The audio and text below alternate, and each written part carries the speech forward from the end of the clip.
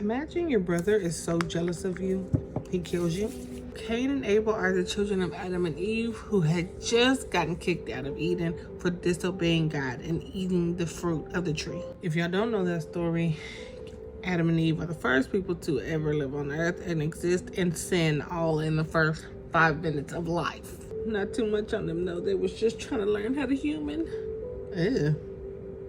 So after getting kicked out of Eden, Eve has 2 children, first being Cain, the second being Abel. When they grew up, Cain became a farmer and Abel became a shepherd.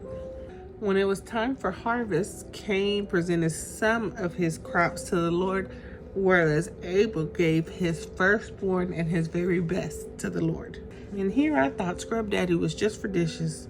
This is probably the best towel I've ever used to remove my makeup. I'm not even kidding. Look at that. Carrying on. Now the Lord accepted Abel's gift, but he did not accept Cain's gift. And this made Cain feel some type of way. So he left that little meeting a little sad. And the Lord is like, why are you pounding with your lip like that? Why are you all upset? If you did what was right, I would accept your gift just like I accept your brother's, but you don't want to do what is right. You want to do what you want to do. And that's not going to work for me.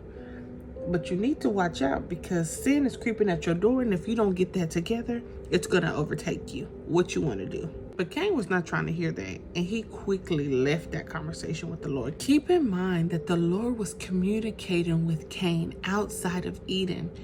The Lord really should have cut off ties after they got kicked out of paradise, but still was being gracious with Cain and giving him a heads up on what was to come.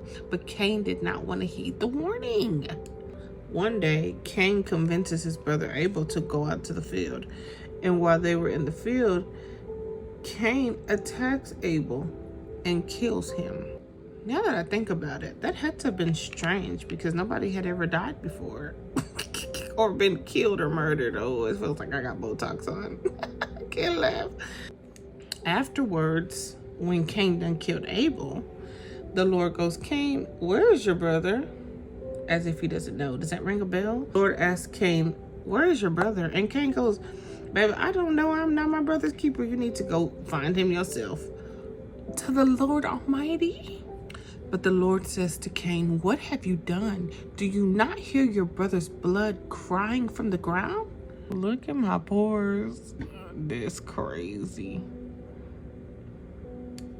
And God says, you know what? The ground that you work on will no longer produce fruit. You are banished from this land. And not only that, you're going to be a homeless wanderer amongst the earth. Cain goes, is that not too much punishment for me to bear? I cannot wander the earth. Somebody is going to kill me. And the Lord says, anyone that tries to kill you will have a punishment that is 7 times worse. And the Lord put a mark on Cain. Cain left the presence of the Lord and settled in Nod, which was east of Eden. One thing I learned from this passage is sin is generational. My pastor said Sunday, our sin is the reason our babies are struggling. Did you know that our sin or our choices can affect up to the 4th generation? Think about it. Adam and Eve's sin of disobeying God crept into the life of Cain. I mean, had it not been for that, they wouldn't even know sin. God tried to warn Cain, which he didn't have to, but Cain chose not to heed the warning. Oftentimes, we try to blame other people for our shortcomings, when really, in reality, we should have been checking with ourselves the whole time. Think about it. Cain got mad at Abel for finding favor with God, but Cain didn't get mad at himself for giving God leftovers. God asked Cain, where is your brother?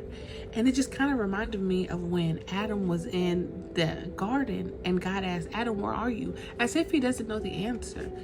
But he wants you to know that he knows where you're at. Do you know where you're at? Like, okay, did Adam create a generational curse for his family? So I pray that if this message finds you, parents, I think it's high time we do a self-evaluation on the sin in our life. The things our babies are struggling with could be the very sin we allowed into our bloodline. Also, keep in mind the setback that you're experiencing could be linked to your disobedience or lack of sacrifice.